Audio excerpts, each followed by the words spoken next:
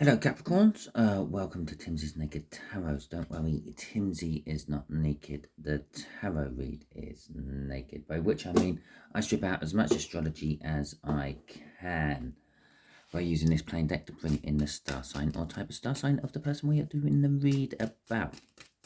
It is a general read, it may or may not resonate with you. If it does resonate with you, that is fantastic. If it doesn't resonate with you, don't worry too much. I'm not following any sort of cycles. They're all general reads from me. So next week's one may resonate with you. Perhaps you should hit that subscribe and bell icon to get notified next week. Okay, as I said, it is a general read, but in this particular case, we are doing a read about, oh, well, shit, which one do I take? We are doing a read about the Six of Swords, which came out in the All Signs overview I done for the last full moon. Oh no, the last new moon, I should say. The main energy what came out of that was for Rado. Now, Rado is a Viking rune. It means the travel, basically, the journey. It's not so much the actual destination, it's the journey itself. What you learn upon the journey. Okay, like a quest, I suppose. We got a Six of Spades coming out there, which is a representation of the Six of Swords, I suppose, if you want to take it. And we got one here. I'm not sure I want to take both of them or not. I will say straight away, there may be links to the Sagittarius read, because basically they had the Six of Swords. They had the Six of Swords come out about there, I think, if memory serves me correctly. I don't really remember any of the reads, but as soon as I saw I was doing the Six of Swords for you today, I sort of kind of realised that, yeah, it might be linked to Sagittarius. Okay, so before we go any further, let's have a look who else we're dealing with. Okay, we are dealing with a much older fire sign and an air sign at the similar age of you. I don't know. Maybe it's two. Maybe it's just one. I'm not sure. Maybe it's one, but for different groups of you. Some of you are dealing with a 10 of clubs, and others of you are dealing with a 6 of spades. Let me just put you on pause for a minute while I clear my throat. That's better. Right.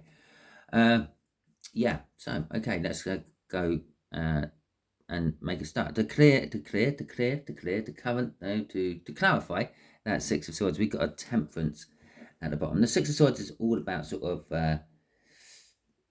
smoothing things over, trying to what's the right word? Calm the storm, I suppose. Trying to find a safe haven in the storm, that sort of thing. And so we had Temperance at the bottom. Not that I really do this in my videos on YouTube, but that could be a link to Sagittarius. Temperance is a Sagittarian card.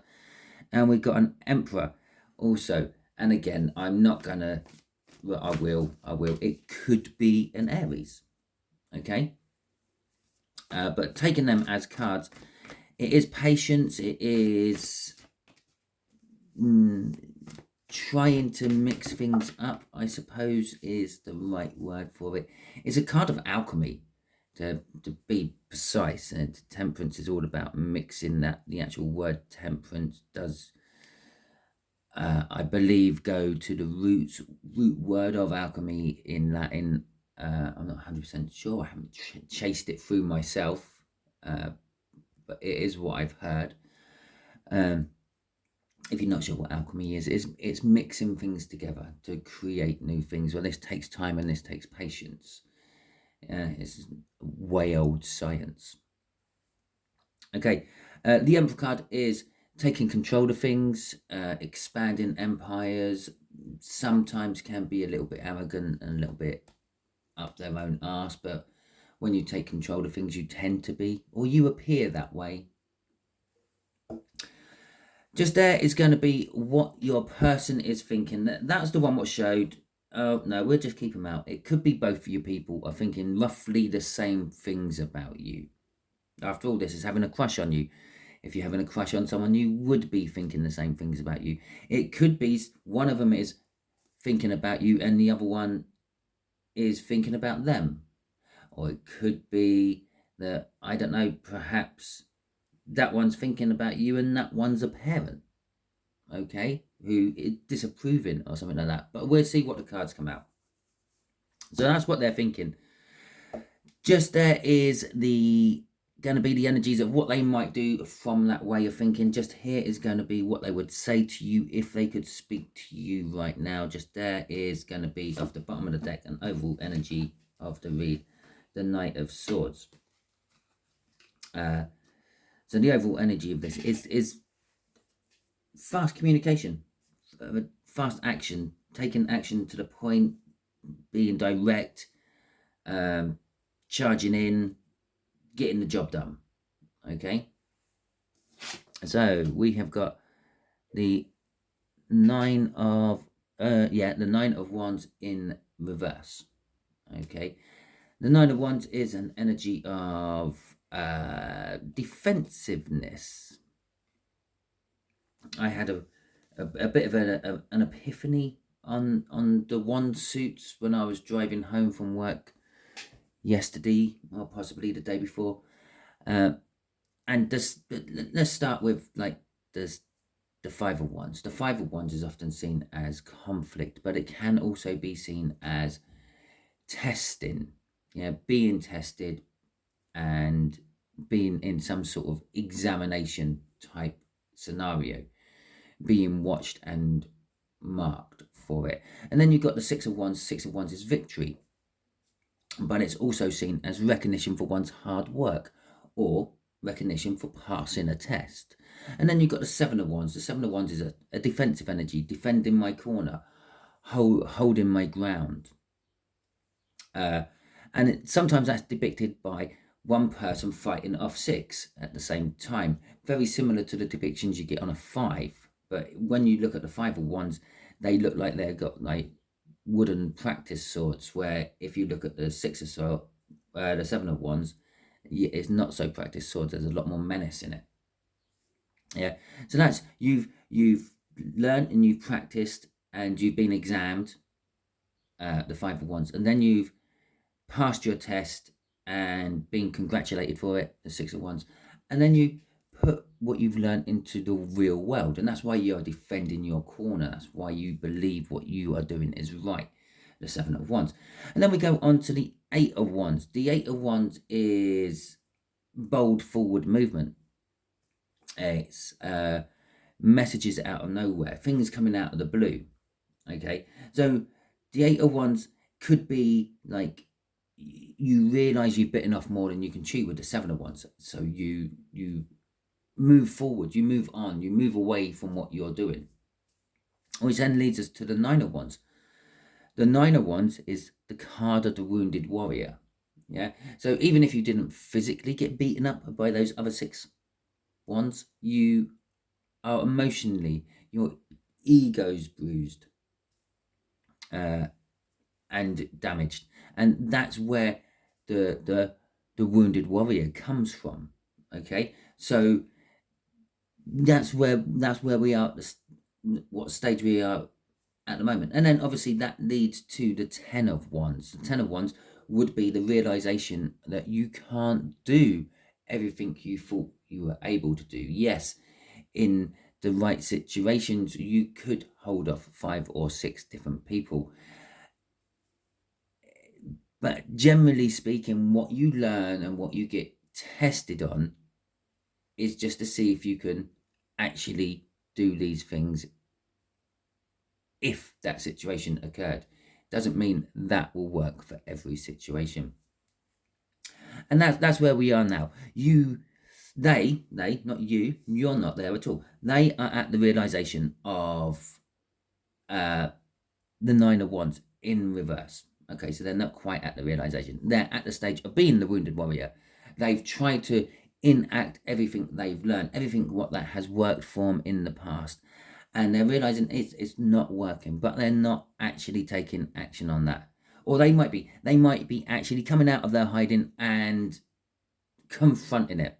Okay, they're kind of like taking the defensive wall down a little bit. Whew, Jesus, that was long-winded just for a reversed 9 of Wands. They're taking the wall down. Could have just said that. But I mumbled and jumbled about the 6 of Wands. Here we have the major arcana of it, the Chariot, victory against all the odds. And the 8 of Wands is also thrown in there. Forward movement. This is determined forward movement. It is bold forward movement. It's driving forward. And the Emperor drives the Chariot. Now, the Emperor hasn't got any reins on his charges on there. He literally controls that Chariot by will alone, shouting at the, in this case, Sphinxes, in other cases, horses, to make them go in the direction we are going in. Now, there's a dark one and a light one. There's a golden one and a silver one. They represent the past and the future. And he's obviously in the current. And in this particular depiction, they're both going in the same direction. A lot of other depictions, they're going in different directions, okay? And it's controlling the difference between the past and the future and where you are now. It's a balanced Emperor. That Emperor we saw in the split is a balanced Emperor. It's not someone who is like a narcissist or anything like that. It's not someone who likes taking control over situations. It's someone who can take control over situations. It's someone who can expand and does, but he does it the proper ways. He doesn't use force. He doesn't buy people out. He does it thinking about the whole, not just himself. The Ten of Pentacles is the card of the happy ending, okay? The happy ever after you get, the life you wish you could have, okay? The person you wish you could have it with, and the children what spur from that, and the pets and the house, and basically generally the fairy tale ending. Okay, so let's get some clarifiers out.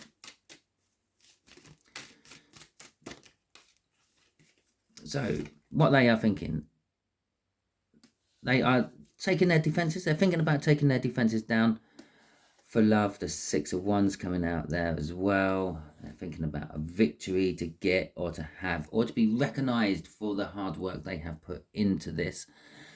The Queen of Pentacles, a nurturing energy. It's a giving energy. They're thinking about like being the breadwinner for you. They're thinking possibly, they're thinking you, actually, that's you. They're thinking you are a loving, giving person. But when it comes to, I think them, they're thinking, yes, you help me out. You give me money if I ask for it. You give me a place to stay if I ask for it. But you're not giving me passion. I'm drawn to the scepter she's holding back there. A scepter, for want of another word, is a wand. Okay? Wands are all to do with passion. They're holding back.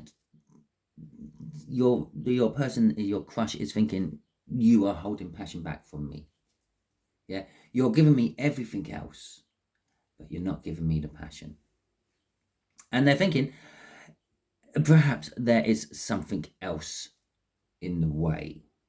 There is some sort of secret being held, okay?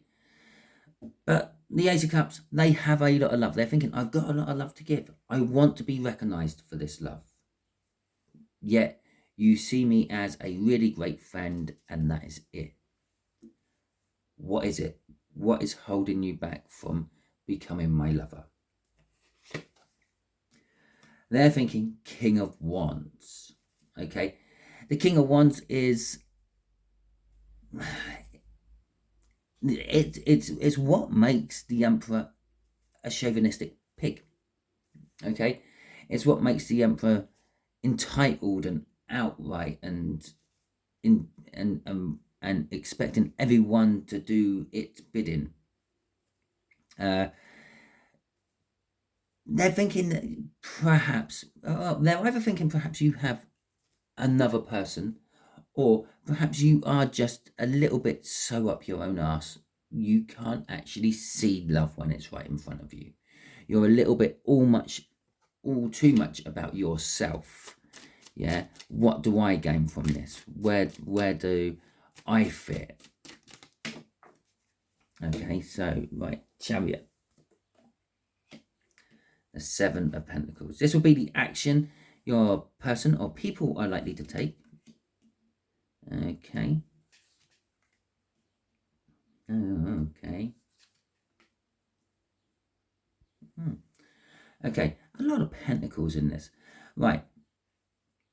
Yes, the action they're going to take. Well, yes, it's a victory against all the odds, blah, blah, blah. But it's an action, it's the movement. They are going to come charging in, this Knight of Swords. They're going to come charging in, and they're going to kind of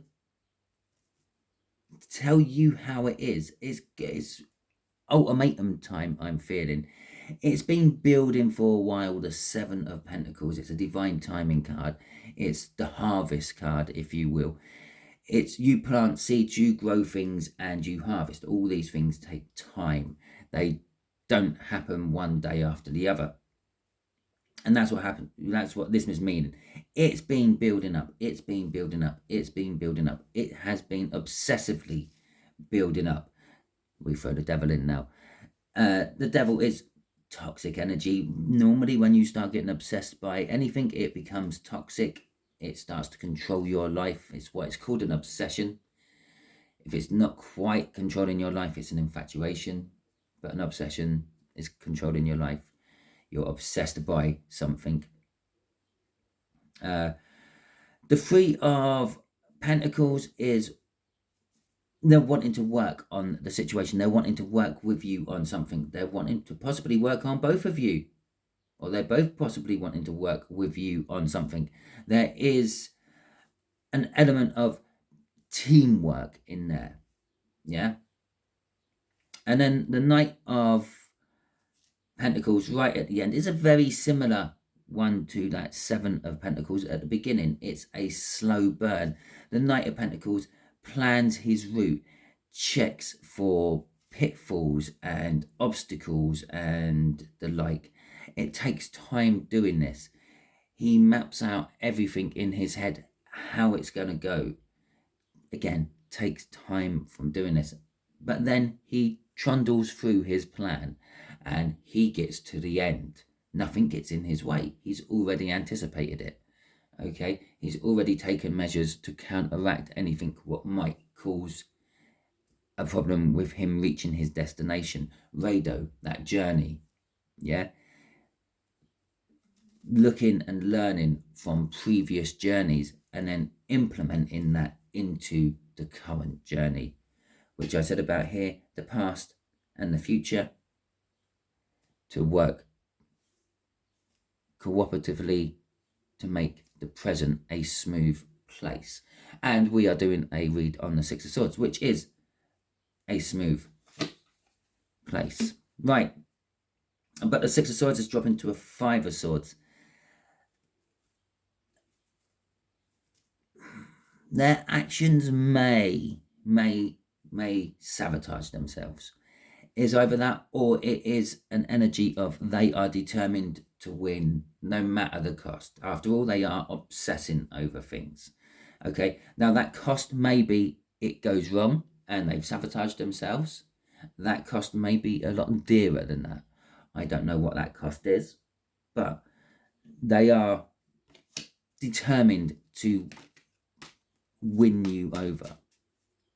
And also backing up that determination of winning no matter the cost is the Five of Chariots there. The Five of Chariots. It's not a 5 card. Just before any of you ask. Okay, so the Ten of Pentacles. The Sun, the Two of Wands, the Queen of Hearts, and the Seven of Cups. Okay, so they, if they could talk to you, they would talk to you about the happy ever after, what they see as the perfect little life in the long run. They will talk about the unhappiness of the situation they are currently in. Well, they could currently be in with a situation with a younger air sign, an older fire sign. One of those could be in a situation with you. They're unhappy about that. They could be unhappy about the fact that they're crushing on you for a full-on plutonic relationship, where currently you're in a situation where you might be in a group situation where you are having more than one person, but you're open about it and you let everyone know about it. And that's why we got two energies. But whatever it is, they're unhappy about the situation between you and them at the moment. With the Two of Wands, I'm pretty sure I said ultimatum. It's ultimatum time somewhere. But the Two of Wands, it's a choice. They're going to talk to you about the choices. They're going to talk to you about the choices they've got to make, you've got to make, and then where things will go from there. The Queen of Cups is going to be nice talk. It's not going to be aggressive. It's not going to be manipulative. I wish I could manipulate that word so it come out of my mouth right. It's going to be love, feelings, heartfelt. Okay. And they're going to talk about the choices, where everything can go. After all, they have sat here, they've planned this out, they've planned the map out. Obviously, they've planned their journey out to all the information they have and know. They can't plan things for other people and what they may do, yeah? But they're going to talk about the choices which are currently in front of you and them. One of which will be, let's get together, make babies, and live happy ever after. The Ten of Pentacles. Other ones, well, maybe I jog on, you jog on, they jog on, and then we see what happens. Okay? Crossing it all, hell, it's the Star. The Wish card. I wish I could manipulate that word to make it come out of my mouth. Yeah, the Star. It's their hopes, their dreams. They're literally talking to you about where they see themselves in the future, what they would like, how they would like things to go, what they wish for, what they dream for. Crossing this is with you, the person they see as a soulmate. They're coming together of you and them, the coupling of, making a relationship. I was going to stop at the Ten of Pentacles just to back this bit up. Yeah, they see a happy ever after with you. The Two of Cups, they see a whole new start. Okay, how many have we gone through? 1, 2, 3, 4. I'll do the last one. Okay, they see a brand new start. This isn't just a small new start. This isn't an Ace of Wands, an Ace of Pentacles. I suppose it's the Ace of Aces. It's all the aces. It's like the Emperor or the Empress version of a card. It is everything. They want to start the world with you, yeah, because something has died, or something needs to die. I'm actually feeling it. Something needs to stop. Something needs to change, and then be regrown in a new form to make it work. And I said I was going to stop there. I'm going to stop there. That's 5. I'm going to stop there. I could keep going. It's not a bad card. It's the Strength. Okay. So, but that's where we're stopping. We're going to stop at 5. No, we're not going to stop at 5. That ain't the end of it. We're going to ask the universe. We're going to ask the universe a question. So let's pick all them up. Let's put all them back in my bag. I might have gone up to 6. I might have forgot about the wish right at the bottom. Yeah, I don't know why I'm shuffling them ones yet. Now I want to shuffle these ones. Let's ask the universe a question. Okay, universe. Oh, well, it's giving me a card. It's giving me a card. I don't know what it wants to tell us about. I think it's just going to tell us what it wants to tell us. So, the 8 of Swords in reverse. Again, this pulls me back to Sagittarius. Go and check out the Sagittarius read. Okay, Sagittarius had the 8 of Swords there. They were deep in thought, deep in contemplation, and we do have a 10 of fire signs there, a much older fire sign. I can't remember who Sagittarius was dealing with. I think they were dealing with a water sign. although we're dealing with another Sagittarius and a water sign about the same age as them. They also got 2 cards coming out as well.